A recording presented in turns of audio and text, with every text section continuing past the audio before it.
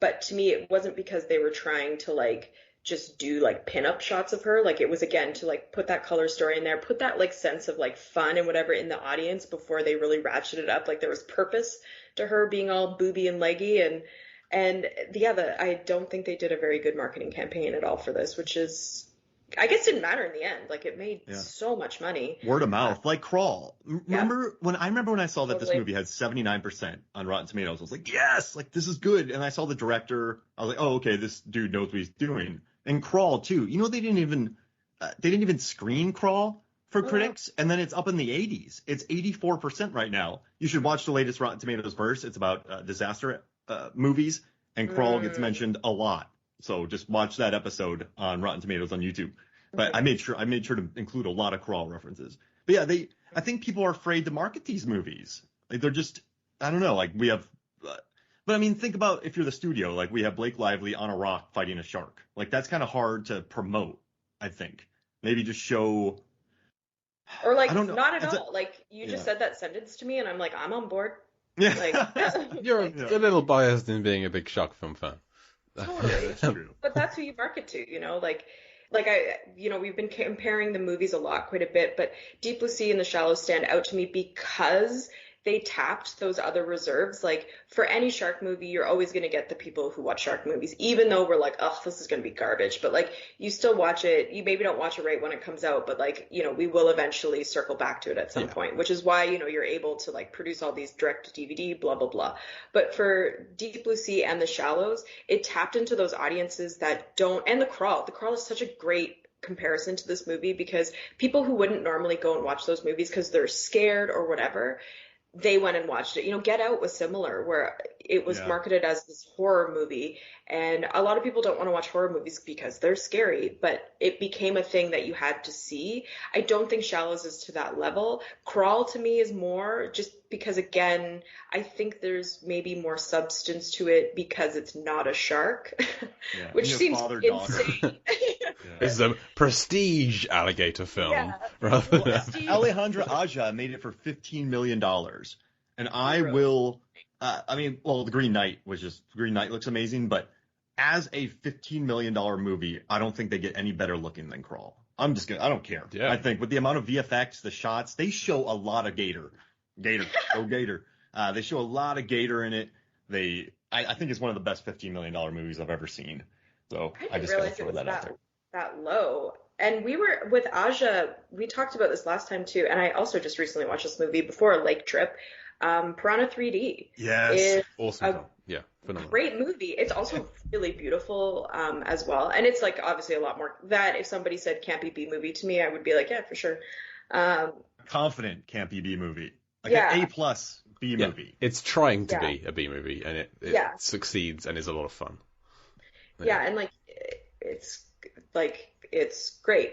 They don't. On Vimeo, they have an hour and a half making of documentary about it. So if you want to learn a lot about Piranha, check that out. I would love to learn. I loved the piranhas in that movie. And again, another movie with great CGI. I really hate CGI, but I think it's because so many shark movies just use absolutely garbage, terrible CGI or like cut in weird thing. And Sharknado is that to me when people are like, it's great. And it's like, no, it is so bad. All of it is so, so bad. But there's a lot of movies now I'm realizing. The Shallows, 47 Meters Down has pretty great CGI in it as well. Spoiler alert for that. But yeah, Piranha 3D. I imagine there's a lot of CGI in Crawl. No, they trained real gators. Yeah, those were real gators doing those stunts. They lost the first few actors they cast. Yeah. Oh, we should. Barry Pepper was not the first choice. That's happened. R.I.P. the stuntmen in the Burt Reynolds movie Shark, because that definitely happened. So. I do want to say though, John Leonetti shot Piranha 3D, and that dude nailed it. He has done some pretty big movies, by the way. So I think, and he became a director. He shot Hot Shots Part 2. I think that's why it looks so good. Just want to get that out there. Mark, your references to great movies are sometimes questionable. Hot Shots Part 2. It's great. It is great. Gummy bears, sprinkles, sprinkles. All right, cool. It's no top secret, Sorry. but it's good. Yeah. I just had to throw that out there because Jay and I talked about Piranha 3D. And Piranha 3D only has like a 5.4 IMDb score. That's really annoying. Ridiculous. Crazy to me. Yeah. Well, I don't know how you watch that and go, I hate this movie. Maybe it's too bloody and mean because, I mean, it goes there. Corny. It's, I like that it's that gory.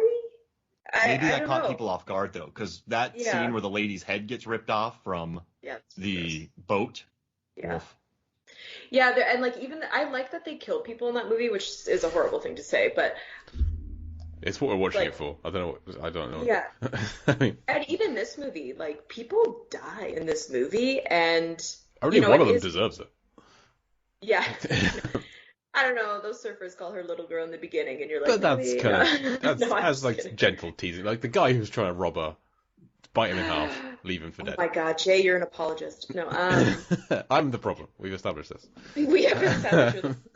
But yeah, like people get cut up and die in this movie too.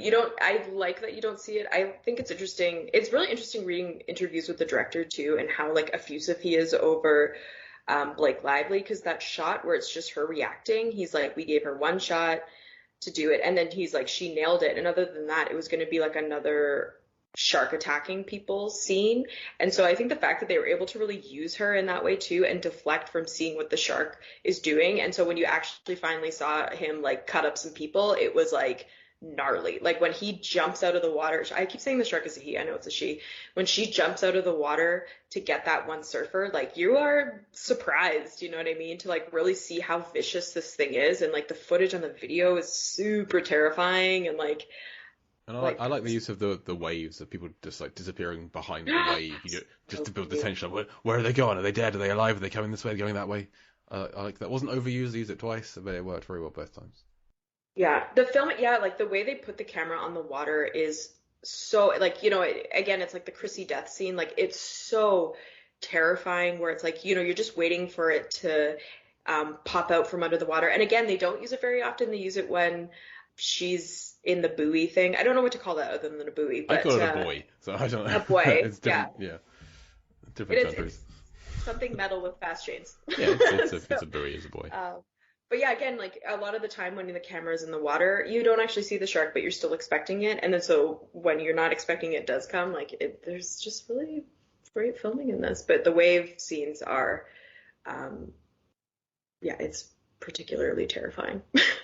Wow. This whole movie is terrifying. I love it. And those wave scenes are great. Me too. And I love how like just gratuitous they are. I love the dolphin jump scare because you need to have those in movies that keep you awake. But I love how, I don't know, it embraces those scares too, which I like. So that makes me happy. It doesn't feel cheap. Like a lot of the time jump scares feel cheap. In movies, like they didn't have any better ideas, but like the dolphin jump scare, like when Ben Gardner's head pops out of the boat, like that's a jump scare, but it doesn't feel cheap. And it serves a purpose too. Like it calms her down. And then, as we said, the dolphins, who are evil and vindictive, lead her to that eaten whale. And they are the true demons in this movie. I was hoping for a cat jump scare, but there wasn't one. That kind of bummed me out. A seagull jump scare, maybe something else. Yeah. Rick Siegel comes and joins.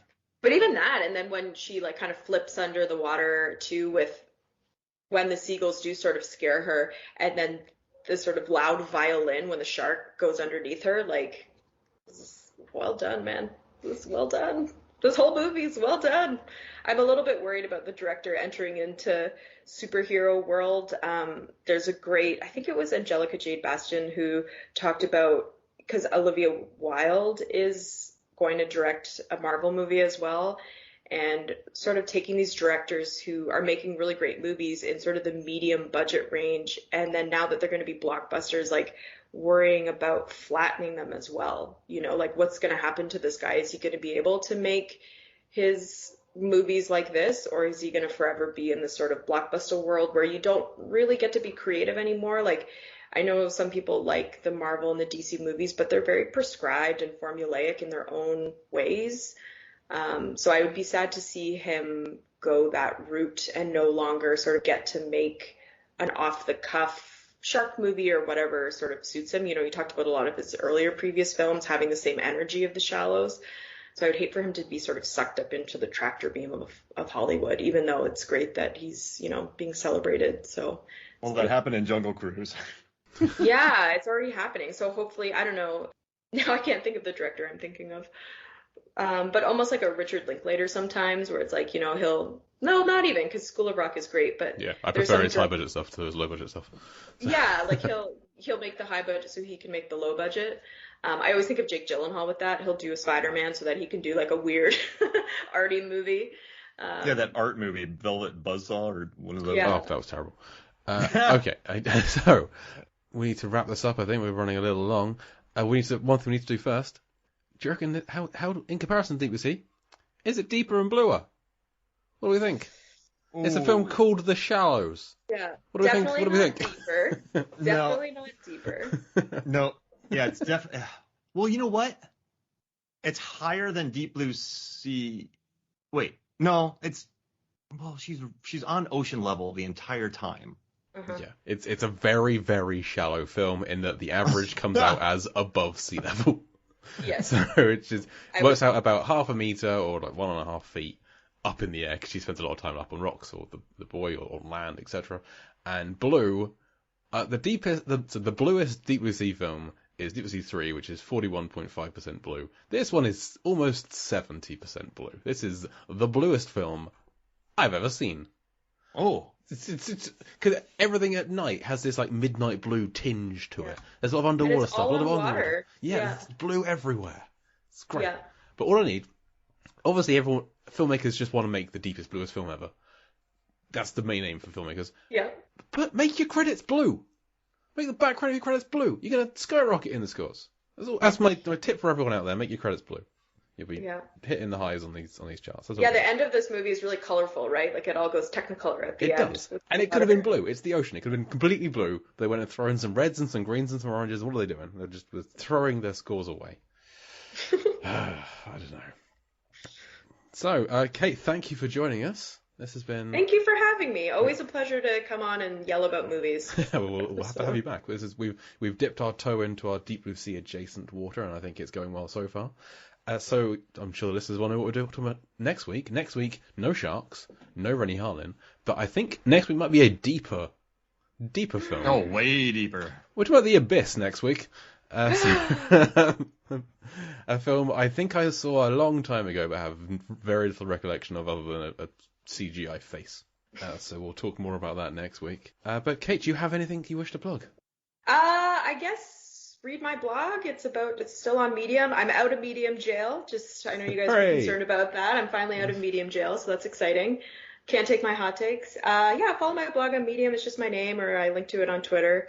And I'm about to, speaking of parallels to Deep Blue Sea, I'm about to parallel into a new sort of series on the adjacent creature features that came out right after Jaws, so stay tuned for that. And that's about it. Orca, greatest movie around. Spoiler alert, love Orca. Can't find it anywhere. I need to watch it for this. I can't find it anywhere. It is on Google Play, or you Not can in the buy UK. it. Oh, there's a wonderful Canadian film site. I'll plug them. Unobstructed View. They have it to purchase on Blu-ray and DVD, so you can do it there. Yeah, Orca, Tentacles, Day of the Living Animal, Grizzly, all those great movies. So stay tuned for that. A little bit of a different series. Yeah, turns out a lot of films people want to discuss on this show, I can't find for love nor money. Yeah. So, I feel you on that. We're in Canada doesn't always have everything. Anybody either. has a copy of The Adventures of Ford Fairlane out there, wants to just send me an email, then please, by all means. It never got a UK release. Yeah, send stuff to Jay, guys. Yeah, He needs the mail. So. But listeners, you can read more of my stuff over at lifeversusfilm.com, and the usual blogs, Blamcast, Blampity, etc. Mark, anything to plug? Yeah, it's Movies, Films, and Flicks, Movies, Films, and FLX. Go check out my reviews, my data posts. I just released a weird vampire data post, so go check that out, and then listen to the podcast. Okay, awesome. You'll love it. It'll change your life. So thank you again to Kate for joining us. Thank you for having me. I've been Jake Lewitt. And I'm Mark Hoffmeyer. And last week I said we wouldn't Deep Blue Sea you next week. We would The Shallows you next week. I didn't like it. I'm sticking with it. We're going to Deep Blue Sea you next week. We're not talking about Deep Blue Sea next week, but we will still Deep Blue Sea you next week.